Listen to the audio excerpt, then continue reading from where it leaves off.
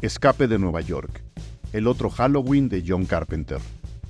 En 1981 parecía que en cualquier momento el mundo podría llegar a su final.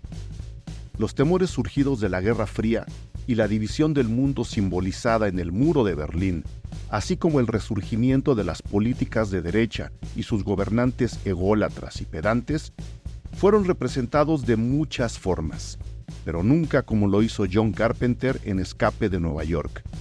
Una película de bajo presupuesto pero larguísimos alcances en las que el terror social emanado del cine de zombies más clásico se suma a la acción y al cine de aventuras con un toque de ciencia ficción equiparable al que hizo Ridley Scott en Blade Runner apenas un año después. Escape de Nueva York es, además, una propuesta original, divertida y oscura para la temporada de Halloween. Aunque sus horrores no son sobrenaturales, son capaces de tensar los nervios de cualquiera con las famosas atmósferas de Carpenter, inhumanas y, aunque muchos lo duden, tremendamente narrativas. Por eso, para celebrar este Halloween 2023, decidimos invitar al profesor y crítico de cine, José Antonio Valdés Peña, a repasar con todo el cariño del mundo Escape de Nueva York, el otro Halloween de John Carpenter. Aquí pueden escucharlo. De eso trata este episodio. Yo soy Eric Estrada, esto es Cine Garage. Aquí cabe todo el cine.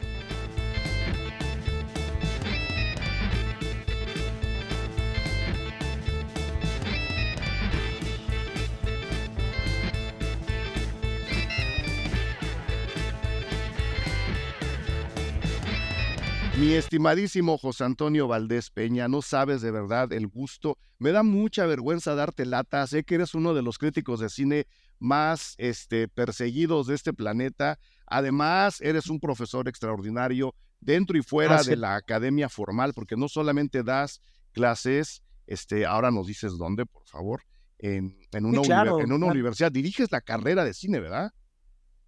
La carrera de Cine y Televisión del Centro de Estudios en Ciencias de la Comunicación, del CEC Pedregal, pues ya llevamos 5 años aquí al frente del barco, formando nuevos cineastas, formando nuevas generaciones. Y sí, pues en una chamba que combina lo creativo con lo administrativo y lo burocrático y lo organizacional también, y que pues afortunadamente seguimos aquí al frente, maestro. Y la gente que ya escuchó su voz sabrá quién es José Antonio. Lo han escuchado en Canal 11, lo invitan luego a Foro TV, ahí está, creo que todos los viernes, José Antonio.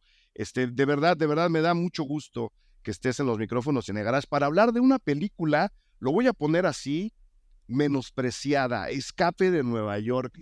Uno revisa las calificaciones, que a mí no me gusta revisar calificaciones, pero bueno, uno hace la chamba de investigar, ves la película, y está calificada alta. Es una película de John Carpenter, ciencia ficción ochentera, ¿no? Tal cual, ¿no? Con todo lo que eso implica de su visión hacia el futuro, pero es una película menospreciada que, sin embargo, yo creo, y por eso estamos grabando este episodio, puede y debe ser rescatada para épocas de Halloween, José Antonio. No sé qué memorias tienes tú de Escape de Nueva York. Nada más decirle a la gente, la idea de este podcast surgió de un tuit de José Antonio, que es muy activo en redes sociales, en todas, ahora nos las das, en donde hablabas brevemente de Escape de Nueva York. Yo dije, hay que hablar de ella, y tú me dijiste, sí, nos coordinamos, y aquí estoy feliz de la vida para platicarla contigo, José Antonio. ¿Por dónde arrancamos con Escape de Nueva York? Bueno, mira, yo creo que precisamente una entrada posible sería tratar de quitarle al género de la acción, del cine de acción, este prurito de ser un género menospreciado por la crítica, que solamente es para espectadores que quieren emociones fuertes, que raya la mayor parte de las veces en la explotación y que no tendrían ningún interés, cuando creo que han pasado los años y hemos encontrado o reencontrado clásicos que ahora, pues además de que los vimos en nuestra infancia y juventud, pues los podemos ver y analizar de otra forma. Pienso, por ejemplo, en Duro de Matar, que en su momento era pues, la película del viernes, la película del verano, y se convirtió en una muy agradable sorpresa por esta vuelta que se le da al arquetipo del policía, pues John McClane se vuelve un personaje clásico, ¿no? Por ejemplo, joyas perdidas del género al estilo de El último gran héroe de John McTiernan, donde pues La rosa púrpura del Cairo de Woody Allen tenía tratamiento de película de acción con Arnold Schwarzenegger, ¿no? Entonces, bueno, Escape de Nueva York, yo la recuerdo por primera vez en un Betamax que rentamos en Videocentro, y fue la primera vez que la vimos, e incluso el formato se beneficiaba mucho la película del formato, porque el formato era cutre, el formato era oscuro, era una película con esta banda sonora de sintetizadores y todo, que pues parecía una más de muchas de las películas de acción que vimos en la década de los 80, pero pues sí hay detrás un director importante como el de John Carpenter, además en un muy buen momento de su carrera, entre Halloween, La cosa del otro mundo, por ahí La niebla, la película de televisión sobre Elvis Presley, que no es mala tampoco.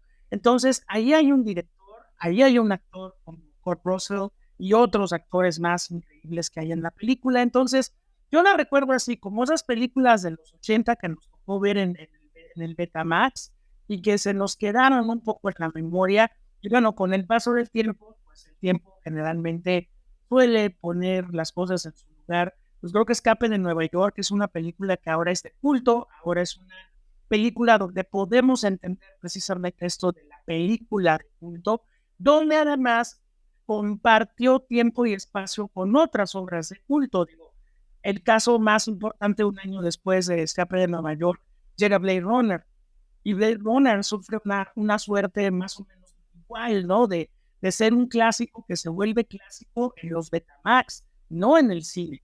Entonces, pues sí, por ahí podríamos empezar a quitarle al género de la acción esta idea de un género banal, hecho por cabezas huecas para cabezas huecas que quieren emociones fuertes, ¿no? Podemos ver grandes ejercicios de personajes de esta famosa pareja dispareja en la personalidad de Danny Glover y Mel Gibson de la saga de Arma Mortal. Ya decíamos Duro de Matar, toda la lectura política que tiene la saga de Rambo también. Entonces, no son simplemente películas de explotación. Allí había cosas detrás que ahora nosotros, a 40 años de distancia, pues estamos pudiendo apreciar de forma distinta. Y podemos rescatar. Yo incluso metería en la lista a Robocop, ahora que mencionas a Blade Runner, ¿no? Son películas que sí vimos en un formato. Bueno, a mí me tocó incluso en VHS, que era todavía más sucio que el Betamax, ¿no? Porque el Betamax, pues, se veía un poquito mejor que el VHS. En mi casa, pues, no había para el Betamax, entonces teníamos VHS, que era más barato. Y la película, como dices, empata tanto en la estética como en la concepción. Es como una película serie B del propio John Carpenter, ¿no? Como si él mismo hubiera dicho, ok, no tengo tanto dinero, pero quiero contar esta historia, le voy a meter al reparto, que creo que es donde está la contraparte de esto cutre que le adjudicas a la película, y con lo que yo estoy completamente de acuerdo, con Russell, Lee Van Cleef, Ernst Borgnine, Donald Pleasence, Isaac Hayes, Harry Dean Stanton. O sea, el reparto ahora mismo podría estar como si hubiera la categoría de del Oscar al mejor reparto, podría estar ahí, ¿no? Pero a lo que voy, y te digo, estando completamente de acuerdo contigo, y es por donde me gustaría empezar a entrarle a las muchas cualidades de la película, que tiene sus defectos, ¿no? Se nota, insisto, que el propio George Carpenter dijo, voy a hacer un Carpenter serie B, pero va a ser un Carpenter, ¿no? O sea, no va a dejar de ser un Carpenter. Es una película políticamente, refugiándome un poco con tu comentario sobre Rambo, políticamente bien visionaria, ¿no? Que es lo mismo que le pasa a Robocop. Ahí está, ¿no? Si no muy en la superficie, pues está sugerida la privatización de las prisiones, que en Estados Unidos ahora mismo es un problema, ¿no? En donde incluso lo racial tiene mucho que jugar. Hay una decadencia medioambiental, política, ética, humana, que está reflejada en la película, ¿no? Esta creación de tribus, ¿no? Que luego podrían ser como interpretaciones de mucho de lo que pasa ahora mismo en el mundo con 2, casi 3 guerras corriendo al mismo tiempo. Creo que igual que Robocop, es la criminalización de las personas también, ¿no? Creo que la película acaba hablando de eso. Es una película desde ese punto de vista visionaria, como lo mismo que ocurrió con el propio Blade Runner, ¿no? Esto de los ricos lo pueden todo y los pobres no tienen chance de nada, lo estamos viviendo y Escape de Nueva York lo platica debajo de una persecución por toda la ciudad que ya habíamos visto en Los Guerreros. O sea, sí hay muchos elementos jugando ahí, ¿no, José Antonio?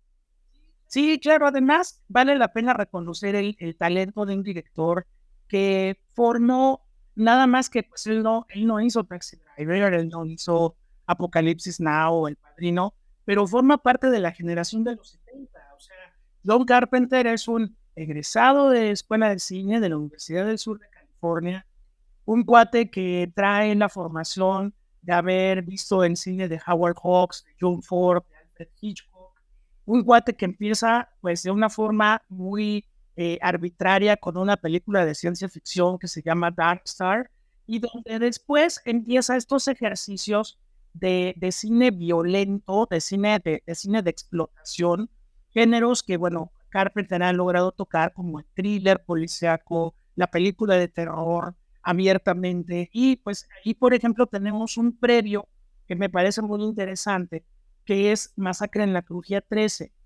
Es, digamos, su segunda película conocida y donde lo que hacía John Carpenter no era muy lejano a lo que van a hacer George Lucas o Steven Spielberg, que es replicar, recrear el cine de tu infancia.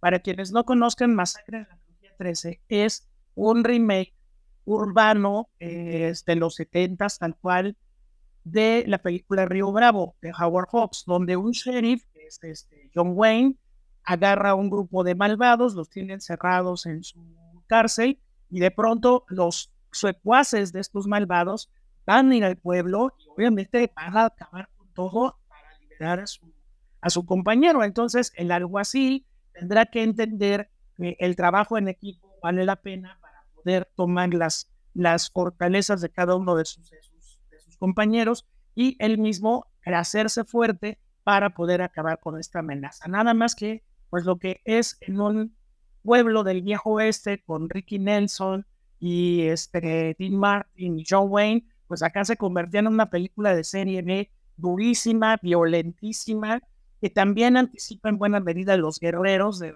Walter Hill, en este sentido de una violencia urbana que ya convirtió a la ciudad en una jungla. Eso es algo que comenta Carpenter en algunas entrevistas sobre Escape de Nueva York. Dice, a mí me llamaba la atención la idea de la ciudad como jungla, como mundo salvaje, donde el que sobrevive se tiene que sobrevivir como puede. Dice, entonces, convertir una ciudad en una jungla era algo que le parecía muy atractivo. Ahora, había que hacer, obviamente, dinero para poder hacer una película como esta. Él dice que Escape de Nueva York se planeó desde el 75 para filmación, pero no tenía los recursos, no tenía el nombre, no era John Carpenter. Entonces, después del madrazo mediático y genérico de Halloween en el 78, pues ya con John Carpenter en una situación un poquito más holgada, pues ya se animó a levantar este proyecto que, pues bueno, involucró, como ya no veníamos hablando, pues a toda una playa de actores, sobre todo de cuadro, que acompañan al protagonista, un protagonista que, por cierto, también ya le urgía moverse del mundo en el que estaba. Kurt Russell, para los que no lo ubican en años previos a estas películas, pues era un héroe juvenil Disney de los 70. Entonces, pues Kurt Russell ya estaba harto del personaje, de ese tipo de personajes, y entonces Snake Plissken, este mercenario, este soldado mercenario encarcelado con su parche no sé, entre John Ford y ¿no? Con sus tatuajes, el pelo largo, la barba cerrada, vestido de cuero, camisas sin mangas, él fue creando todo el personaje para zafarse de esa imagen que Disney había hecho de él. Y bueno, pues Snake se acabó convirtiendo, él mismo, Kurt Russell dice, que es su personaje favorito de todos los que he interpretado, y que Escape de Nueva York en particular es una película que él aprecia muchísimo porque se pudo explayar con la ayuda de un director como John Carpenter en eso, ¿no? Entonces, también ese es otro tema que yo quería abordar, porque bueno, Carpenter, después de hacer La Cosa del Otro Mundo, pues empieza una caída importante en su cine. No deja de ser un gran cineasta, no deja de tener grandes ideas, pero sí tuvo que pasar por este martirologio de la industria, que después del fracaso económico de La Cosa de Otro Mundo, pues es que también le tocó en el mismo verano Blade Runner y E.T., el extraterrestre, pues Carpenter se va un poquito más de nuevo hacia el cine marginal, de donde pues ya prácticamente no ha salido. Y que sin embargo, a mí o sea, habría estado padre, ¿no? A darle todavía más libertad a una persona como Carpenter, y en la idea de libertad también darle más dinero para sus películas. Pero pues yo, que soy un anarquista total, tener a un autor como Carpenter metido en el cine marginal, como lo llamas, me da como ahí se van a hacer luego equipos, va a acabar trabajando con gente que en el futuro va a acabar haciendo películas también bien interesantes, ¿no? Repito, no habría estado mal consentir a don John Carpenter, pero tenerlo ahí es como reafirmar su idea de todo el cine es cine, que es un poco lo que tú decías hace rato. ¿Por qué hacer de lado al cine de acción? ¿Por qué hacer de lado al cine de ciencia ficción? Y ya mencionamos a Rambo, que es cine de acción 100%, Robocop, Blade Runner y esta misma Escape de Nueva York, que son ciencia ficción, que acaban diciéndonos mucho del mundo que venía, ¿no? Cuando otras películas muy, muy industriales se quedan en la autocomplacencia de su momento y se hunden en cuestión de ser visionarias en ese aspecto, ¿no? El manejo del antihéroe. Snake es un antihéroe, ¿no? Sí está el carisma de Russell y está todo lo que tú quieras de qué guapo y qué sentido del humor tan extraño tiene, pero estamos siguiendo a un antihéroe, estamos siguiendo a un antihéroe que me voy a volver a meter en lo visionario, rescata a una especie de Donald Trump chaparrito, ¿no? No sé si la has vuelto a ver, pero es un Donald Trump chiquito, José Antonio. No, sí, a mí anoche, fíjate, usted le tuvo que dar una revisada. No, desde luego que sí, bueno, en primera la presencia de Donald Pleasence siempre en el cine de Carpenter era como este arquetipo de un actor inglés de primerísimo nivel, pero que le daba a Carpenter la oportunidad de jugar personajes como muy arquetípicos y muy ambiguos. Por ejemplo, el policía de Halloween, el agente que persigue a Michael Myers, pues no es particularmente un policía logrado ni profesional, es bastante torpe, por lo menos si se hubiera apurado, Michael Myers va a menos gente, pero pues no.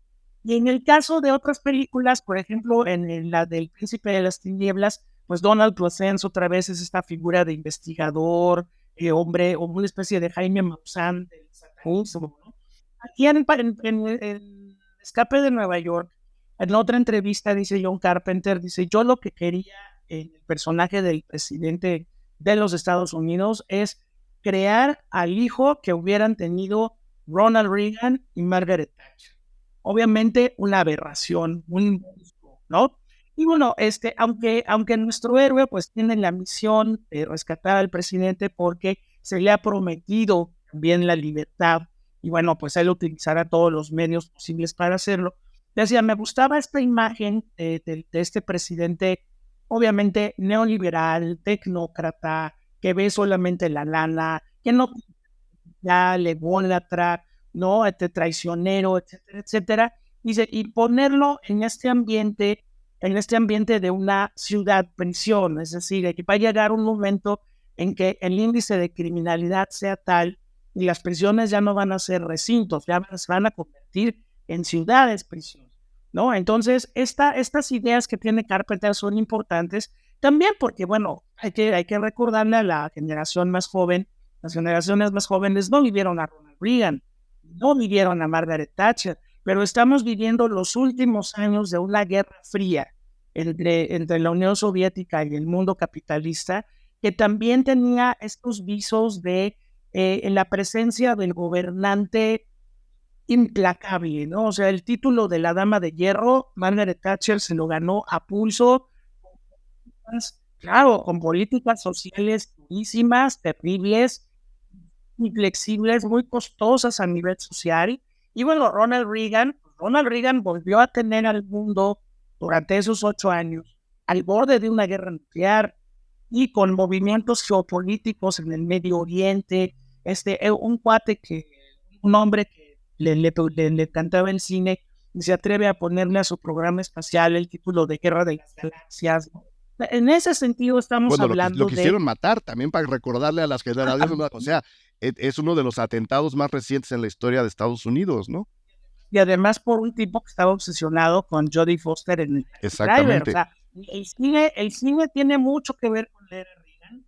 Y bueno, finalmente esa era Reagan termina con la caída del bloque socialista. Entonces, a lo mejor en una lectura muy aventurada de Escape de Nueva York, la ciudad de Nueva York en este 1997 hipotético que planteaba Carpenter, pues era como el público de Estados Unidos consideraba los países socialistas. Pasado el checkpoint Charlie, todas las ciudades eran cárcel.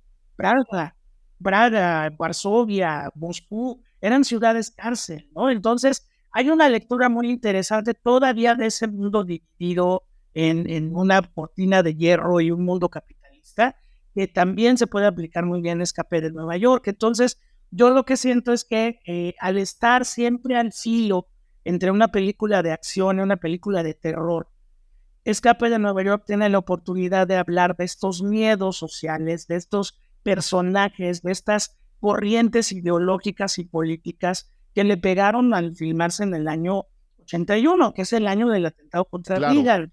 Claro, por eso lo mencionaba. Y sí, está esa visión occidental, es un punto de vista muy de Occidente hacia las ciudades prisión, como dices, pero sin salir y prácticamente sin retratar al otro lado de la cortina, nos dice, ojo, puede que cuando, o sea, que cuando veamos a una ciudad cárcel consideremos que todo mundo de los que están ahí son criminales, que no merecen confianza, que es una jungla, como dices.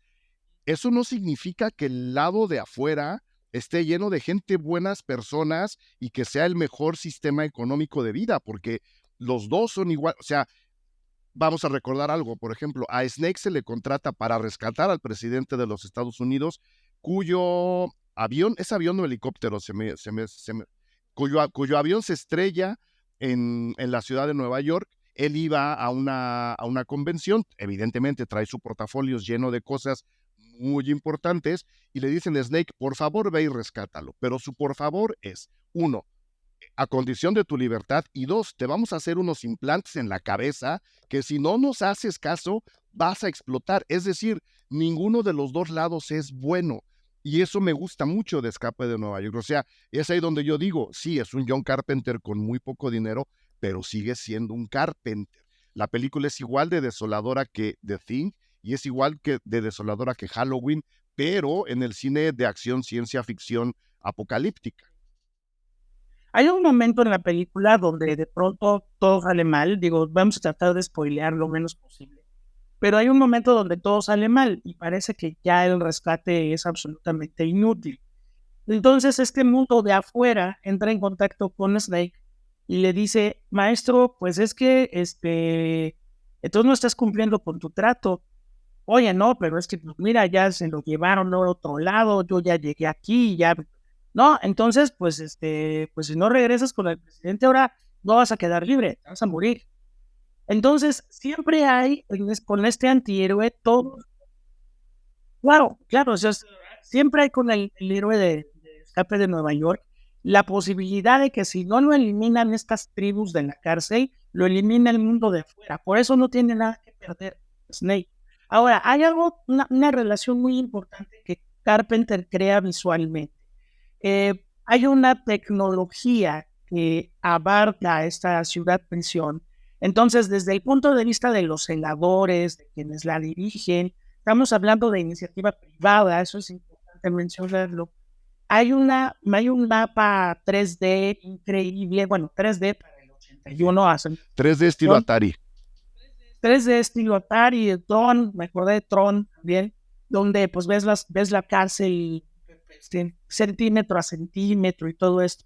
Pero la cárcel en sí es bien interesante, que es un lugar casi medieval, o sea, todavía hay antorchas que iluminan la cárcel, ¿no? Entonces, ese contraste entre una tecnología de punta y una cárcel que se maneja en términos salvajes es muy fuerte. Además de que, por lo general, cuando el cine aborda la cárcel, y podemos irnos desde Santana, Americano Yo, hasta El Apando de Felipe Casals, cuando se habla de una película sobre la cárcel es porque todos los vicios del mundo de afuera se siguen replicando en el mundo de adentro, ¿no? Y cuando los personajes han perdido tanto la esperanza como los de Sueño de Fuga, que cuando salen, pues la única razón que tienen de existir es suicidarse, porque ya la libertad ya no se entiende, ya no, ya la prisión ha tomado control de tu vida. Entonces, Snake, pues bueno, entra en este juego con el mundo de afuera y el mundo de adentro,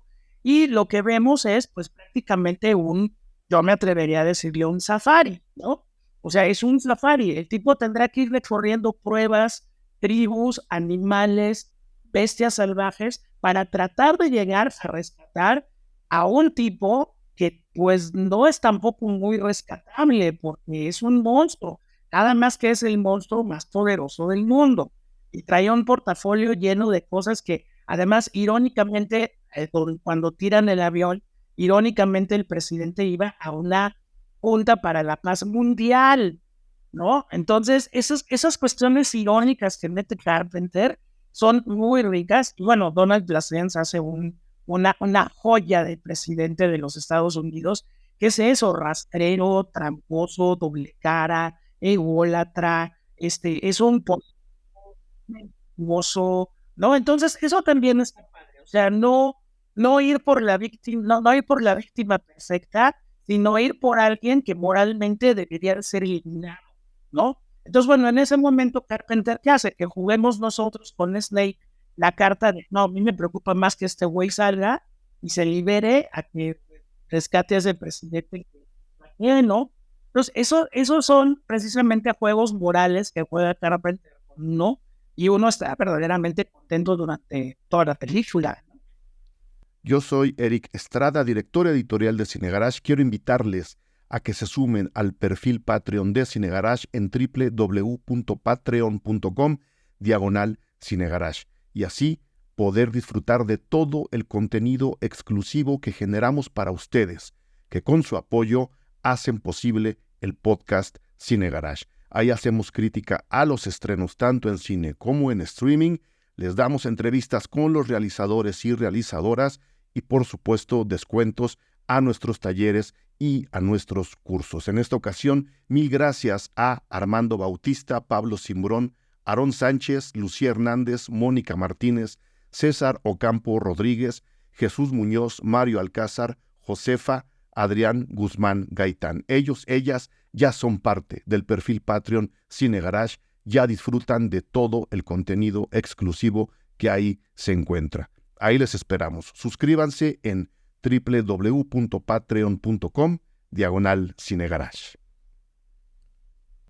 Creemos que es importante relajar un poco y revisar cómo es que los cines del mundo han representado, pronosticado o querido ver justo a ese final del universo. A lo largo de 5 sesiones de 2 horas cada una, comenzando el miércoles 15 de noviembre, vamos a revisar cómo cinematografías como la de Estados Unidos, la europea en general, ¿no? Vamos a ir a Francia, vamos a ir a España, vamos a pasearnos por Italia, vamos a también acercarnos a la cinematografía japonesa, vamos a ver cómo, repito, en México y en las culturas de Latinoamérica se ha representado en el cine el fin del mundo. Es decir, vamos a ver con distintos ojos de distintos cines el llamado fin de los tiempos, desde ciencia ficción hasta comedias, desde dramas intensos hasta cosas a veces muy cercanas a la ciencia y otras a las cosas más abigarradas que ustedes puedan imaginarse.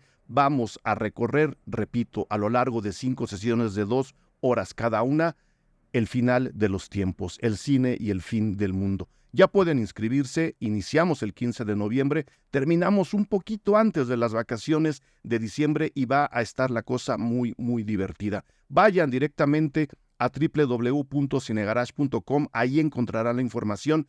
El correo de informes es joaquin@cinegarage.com. Escriban ahí les dicen qué hacer, ahí les dan los datos. Vengan, súmense al curso, nos la vamos a pasar muy, muy bien. Aquí les espero. Saludos.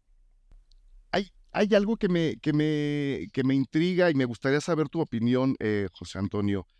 Es Escape de Nueva York. Igual, y curiosamente, Ridley Scott, que no es un cineasta americano, ubica su postapocalipsis en Los Ángeles cuando Carpenter estudió en Los Ángeles y lleva esta odisea decadente al Nueva York de Taxi Driver, ¿no? Es decir, ¿por qué las primeras apocalipsis de esta década están ubicadas en esa parte de Estados Unidos? Robocop está en Detroit, a mí me queda muy claro por qué ocurre ahí, pero Carpenter dice, no, si alguna ciudad en Estados Unidos va a ser una ciudad prisión, tiene que ser Nueva York. Un Nueva York en el que además seguimos viendo las Torres Gemelas, ¿no? O sea, que es un golpe visual bien fuerte si la película la observamos desde los ojos del 2023. Ver que esa cárcel está ubicada en una especie de realidad alterna en donde no ocurrieron los ataques de Al Qaeda, o sea, como ubicarla en un tiempo paralelo al nuestro, le da una dimensión bien interesante que yo creo lleva una crítica al capitalismo desbordado simbolizado en esa Nueva York y en especial en esas dos Torres Gemelas. Es decir, se veía venir todo lo que se nos ha venido encima. ¿Por qué crees tú que él ubica su cárcel en Nueva York y no en otra ciudad igual de importante, y me estoy respondiendo a mí mismo, ya lo sé, pero menos significativa que la Gran Manzana, como le llamaban en esos años? Pues mira, hay varios motivos. En primera, bueno, a lo mejor la opción era Washington, obviamente, pero pues Washington no es atractiva. O sea, Washington, fuera del exorcista que ocurre en Georgetown, fuera de ahí, Washington siempre en el cine de Hollywood aparece como un bastión, el bastión de los pilares de la democracia estadounidense, ¿no? Entonces, no es una ciudad donde ocurra un apocalipsis y tú te preocupes por algo, ¿no? Pensilvania tampoco sería, ¿no? Filadelfia tampoco sería. No, tiene que ser Nueva York. Y además hay que pensar en algo. Estamos hablando de la Nueva York purísima de finales de los 70. Pre-Giuliani. Pre-Giuliani, donde la gente pues sí salía con miedo, había pandillas, el Central Park era un lugar verdaderamente a correr inmediatamente que en la noche cayera.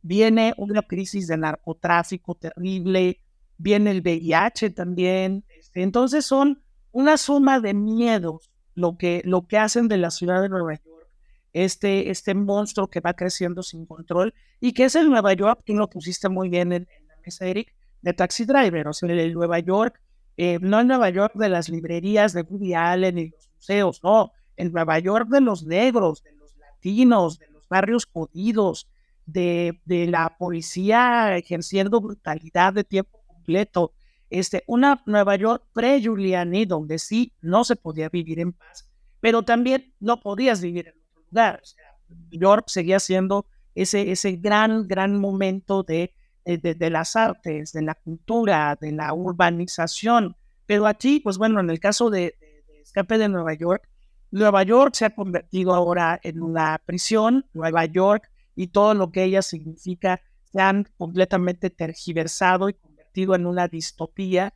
Y bueno, en esta distopía, en esta jungla, pues lo único que queda es pues que sueltes a un cazador como Snake Plissken a hacer la misión que le corresponde. Entonces, esa deshumanización de la ciudad, esa selvatización de lo urbano, que es lo que plantea Carpenter, es lo que juega muy bien. Ahora, Hay que recordar que hacia 1996 el maestro Carpenter nos regala Escape de Los Ángeles, donde regresa el personaje de Snake Plissken, y también tiene un punto. ¿Por qué? Porque Los Ángeles, una de las 400 crisis que presenta en aquella película, es una crisis migratoria, ¿no? Entonces, finalmente, acuérdense que en la ciencia ficción, viendo al futuro, ve al presente, no al pasado, al presente.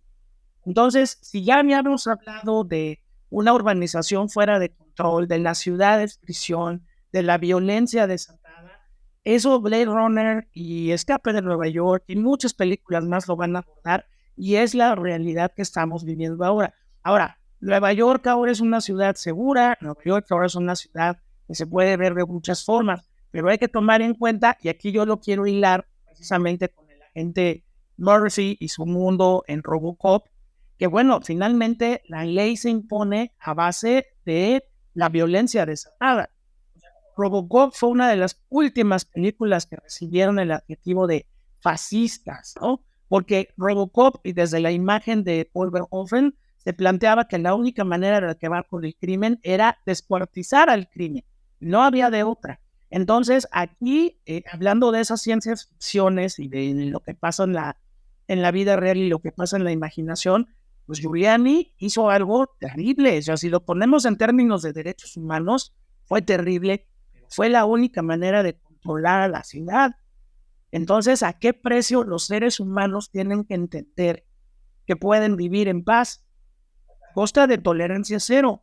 Oye, que este negro se me puso al brinco, uy. Este latino se me puso al brinco, uy, ¿no? Que este blanco se me puso al brinco, bueno, advertencia, pero uy. Entonces, eso fue lo que pasó. Entonces, ¿qué tan lejano está la historia de Nueva York de una película como Escape de Nueva York, ¿no? Que en otro tono, vamos al otro extremo, pues Scorsese nos plantea en Pandillas de Nueva York que esa gran ciudad se hizo a punta de mandarriazos, ¿no? No de democracia, no de convivencia, no, a punta de mandarriazos.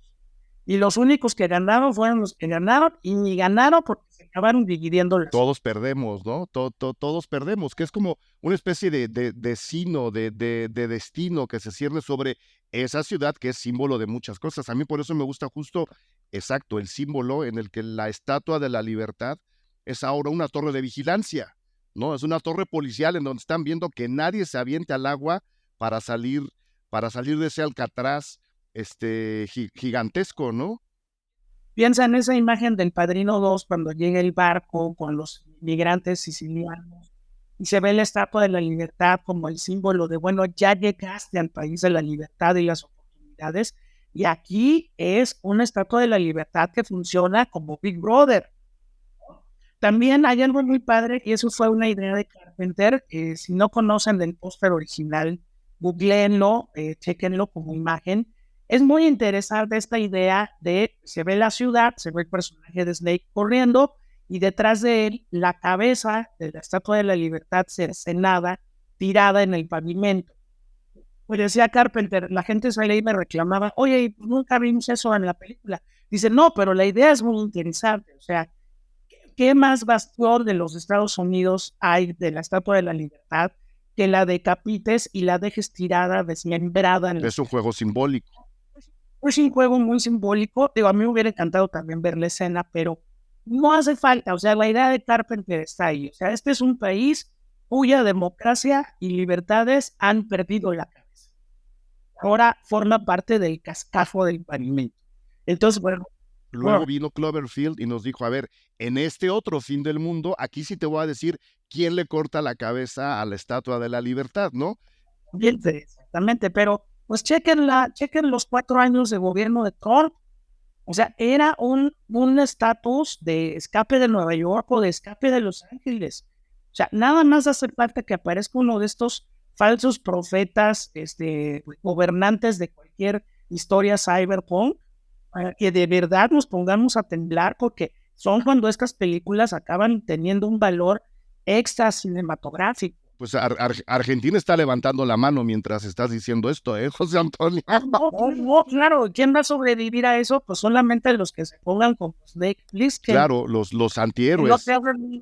un lindero moral claro, o sea, pues, la onda es La onda es sobrevivir. sobrevivir y ahí es donde me gusta mucho el juego de tribus, que decía yo, tiene una lectura simbólica, pero dentro de la acción, metiéndonos un poco más a la película, le da un sabor bien extraño. De entrada, ahora que la estaba revisando, yo no la recordaba tan verde, o sea, sí está muy iluminada en un tono súper enfermizo, ¿no? Como de aquí ni siquiera el aire está limpio, ¿no? Porque evidentemente la ciudad es sucia, hay basura por todos lados, hay edificios que se están cayendo, pero además hay una especie de tono verdoso súper inquietante, que si se lo sumamos, ¿no? A la descripción que fugazmente nos hacen de los crazies, que en pocas palabras, cuando se acaba la comida empiezan a comer gente, ¿no? Sumado a la enorme pantilla de Duke, que es este otro gran personaje. Yo podría decir que siendo uno de los grandes villanos de la película, a mí lo que hace Isaac Hayes, me parece fenomenal y divertido, ¿no? Ellos son ellos son esta especie de otro gran hermano dentro de la ciudad, porque ellos también saben todo lo que pasa allá adentro sin la hipertecnología que está operando la prisión. Y sí, estos parches que les ponen, ¿no? Estos se mueven de esta forma, a mí me parece desde la mecánica misma de la película, súper entretenido, ¿no?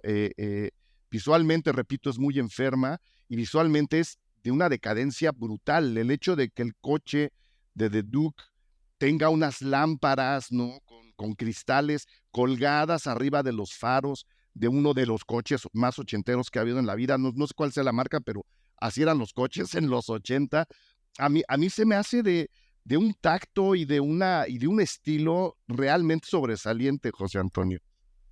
Sí, también, por ejemplo, apostar con la figura de Hayes, apostar también a lo que ya vimos. O sea, estamos hablando que Carpenter es un cineasta cinéfilo, ¿no? Entonces, cada personaje de Escape de Nueva York tiene un chanfle detrás. A ver, ¿tú te acuerdas del chavito Disney buena onda?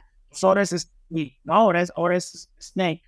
Este señor calvito, chaparrito, muy decente, muy educado, Donald Pleasence es un hijo de la fregada. Pues ahí lo tienes. Harry Dean Stanton, que siempre se le dio a hacer esos personajes como de transición, no sabe si son buenos o son malos, pero ahí está.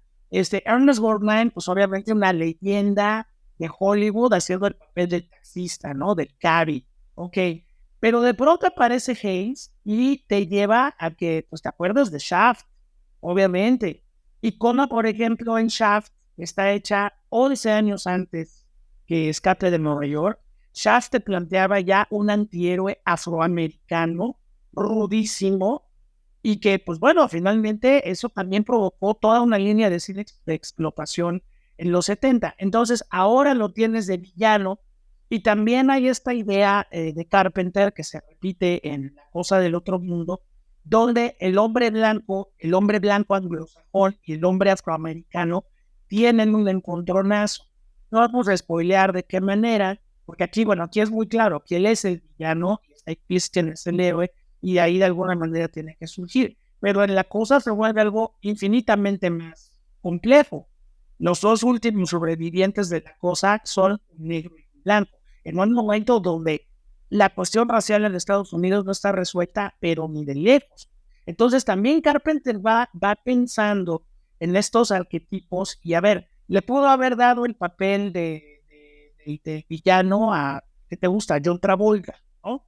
Sin bronca, no pasaba nada. Pero al poner un afroamericano al frente de esta cárcel, también te está hablando de cosas raciales y de cosas que Carpenter está viendo socialmente que van a funcionar así. O sea, ok, no nos dejan afuera, aquí adentro nosotros mandamos. Y tiramos aviones y nos echamos al presidente y lo que ustedes Y muy quieran, ¿no? simbólicamente decapitamos la Estatua de la Libertad a manera de declaración de a ver cuáles libertades, ¿no? Aquí no hay ninguna libertad, ni adentro ni afuera. También es una película que aborda el tema del racismo de una manera muy inteligente, no con una persona afroamericana maltratada, sino siendo el líder de todo este caos que está pasando, ¿no? ¿Y por qué soy el líder? Pues porque afuera no puedo serlo. Aquí adentro sí lo puedo. Claro.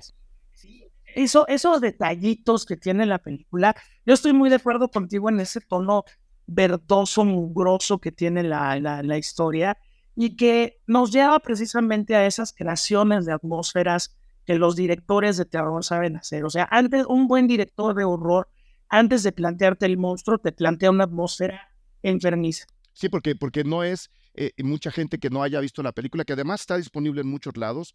A los Patreons de Cinegarage les voy a pegar los sitios en donde puede verse la película. Es una película que se está rescatando en muchos sentidos y hay varias plataformas con ellas, con ella. Quien no la haya visto probablemente se esté imaginando, ¿no? A un Snake, sí, escapando de la persecución de los otros criminales, pero perseguido por multitudes, ¿no? Perseguido por miles y miles de ojos que vamos a ver. No, o sea, la película está justo del otro lado. El retrato frontal de la ciudad es hasta cierto punto muy solitario. No vemos a grandes masas, no vemos a grandes grupos. De hecho, uno diría, bueno, la pelea en el Madison Square Garden, muy a la Mad Max también, ¿no? A donde llevan al pobre Snake, no va a decir más, ocurre en un Madison Square Garden, ahí también ya muy derruido. Uno diría como que hasta falta gente, ¿no? Como que falta ahí una multitud más rabiosa. La película nos da ese peso a través de la atmósfera, ¿no? A través de una fotografía no necesariamente oscura, pero sí muy jalada, como decía yo, a estos verdes raros, viscosos visualmente, ¿no? Entonces, ahí es donde uno dice, este pobre Snake está pisando la peor calle del mundo y no estamos viendo más que basura y luz verde. A mí eso se me hace una movida genial que por supuesto podemos rescatar en toda la carrera de John Carpenter. Claro, que bueno, también el asunto de lo urbano, esto de decir que estás vigilado por todos lados. Hay que recordar otra de las grandes películas de Carpenter de los 80 que es Sobreviven, donde ahora que está de moda de nueva cuenta la onda Alien, ojalá la puedan ver porque ahí ya incluso estamos infiltrados por extraterrestres, ¿no? Que solamente se pueden ver a través de unos lentes especiales. Entonces, esta noción de un mundo que finalmente está cayendo en esta locura, creo que fue algo que Carpenter abordó de manera muy puntual en los 80. Ya en los 90, Carpenter empieza a girar hacia otros lados, ¿no? Por ejemplo, retoma el tema del satanismo, retoma el tema de una ciencia ficción con terror cuando va con fantasmas de Marte y este tipo de cosas. Y desde luego, pues los mitos mismos del cine de horror, los vampiros de John Carpenter, ¿no? Que también se dan y que es una especie de mezcla de película de vampiro con rock movie western, ¿no? Bueno, es lo rico de Carpenter. O sea, Carpenter es un gran cinéfilo y es un cinéfilo que se pone a jugar con sus fichas y decide que se haga una mezcla, una fusión muy interesante. Y bueno, en el caso de, regresando a Escape de Nueva York, pues la película es muchas cosas, es un thriller, es un comentario social, es una película de antihéroe, es un retrato de la corrupción. Cuando escribe el guión Carpenter, lo escribe terminándose en desmadre de Watergate. Nos dice, bueno, había en nosotros una enorme crisis de confianza hacia nuestro gobierno y hacia la figura del presidente, y entonces viene así, pero para cuando la película finalmente se produce, y ya pasaron muchos años de Watergate, ahora tienes a Reagan y a Margaret Thatcher juntos. Horror, pues bueno, finalmente ahí vemos al personaje de Donald Pleasence. Entonces sí hay estas crisis que plantea la película y que finalmente, bueno, Snake, estamos con él todo el tiempo, estamos caminando con él, sabemos que no es un inocente, sabemos que no es un personaje capaz de todo, pero por sobrevivir, ¿sí? Y esto de que la víctima sea ese personaje tan lamentable hace todavía más rica la película, ¿no? Pero sí, estamos en una película donde, esto que dijiste del Madison Square Garden me gusta mucho. No necesariamente tienes que poblar la ciudad de miles de personas. No, hay que pensar que es una ciudad prisión. Obviamente hay gente que no sale en la noche porque sabe a qué se enfrenta con estas pandillas, Y bueno, finalmente Snake, pues es como va pasando como por círculos del infierno, ¿no? Uno más pesado que el otro, hasta que finalmente logre o no su cometido. Pero bueno, esta noción de un presidente que en peligro, que pues, lo hemos visto en Air Force One, lo hemos visto en tantas películas, pero aquí dices, híjole, ir a rescatar a Sí, ese güey. como que se nos cae a la última, ¿no? Como que suéltale, rescate el portafolio, déjalo a él ahí atrás, ¿no? No, y hablando del final, que no vamos a spoilear, pero sí hay una determinación moral. O sea, el antihéroe, guardando el silencio que guarda, también lo hace por un motivo de supervivencia. Y también lo tenemos que entender, ¿no? No decimos más para no arruinar nada. Pero van a ver que Snake es un cuate de una sola pieza durante toda la película. Y puede que traicionar, y lo pueden traicionar, y pueden hacer, pero finalmente él es de una sola pieza. Y eso es también Que muy es donde atractivo. más allá de la anécdota, a mí me lo vincula con el thriller americano tradicional, ¿no? Como que este era nuestro detective, ok, sí, podrá dudar, pero él es él, ¿no? Y que le muevan. José Antonio, si, si tú, si te dijeran, a ver, la fiesta de Halloween de este año es temática apocalíptica, John Carpenteriana, primordialmente Escape de Nueva York, ¿de quién te disfrazarías? Yo me disfrazaría de Donald ¿Verdad? Pleasence, además sin bronca. Sin bronca. No, digo, hablamos muy mal del personaje, pero es un personaje. Sí, porque además, curioso, casi no habla. No necesita. Es que, a ver, mira, es un personaje fabuloso porque, y dices con mucha razón, es que casi no habla. Es que un güey de esos no habla. Tiene tanta cosa por dentro que de lo cual depende la seguridad del planeta, que en sus broncas y sus tranzas y todo, es un cuate calladito, como muy educado, muy político en todos los sentidos. Entonces, esos son los que dan terror, esos son. El político merolico que habla además, ese es patético.